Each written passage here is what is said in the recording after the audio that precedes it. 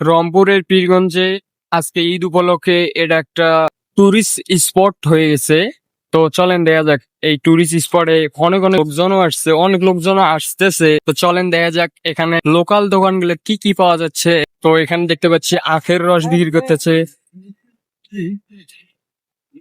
তো এখানে আরেক আঙ্কেল ঝালমুড়ি বিক্রি করতেছে। তো দোকান মেরে ঝালমুড়ি আঙ্কেলে নেই। এবং গার্লফ্রেন্ডকে দেওয়ার জন্য, বয়ফ্রেন্ডকে দেওয়ার জন্য তাজা তাজা গোলাপ ফুলও পাওয়া যাচ্ছে এখানে, সমস্যা নেই।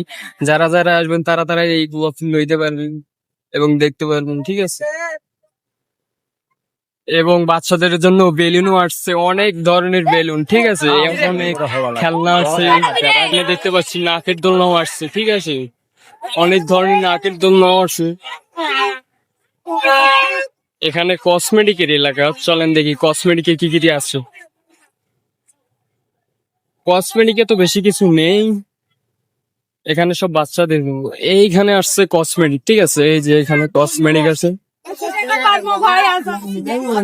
কসমেটিকের এখানে অভাব নেই।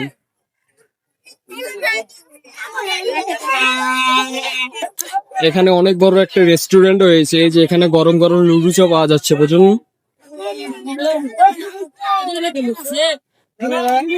তো এখানে অনেক আচার আছে। তো তো এখানকার আচার গুলো দেখতে পাচ্ছ। ও নো, এখানে একটা গাড়ি আসছে, অনেক সেটার আওয়াজ করতেছে, ঠিক আছে। চলেন দেখি কি এখানে আসছে। এখানে এত লোকজন কেন? ও নো, এখানে কি হইতেছে? ও নো, এখানে রেস চলতেছে নাকি এটা?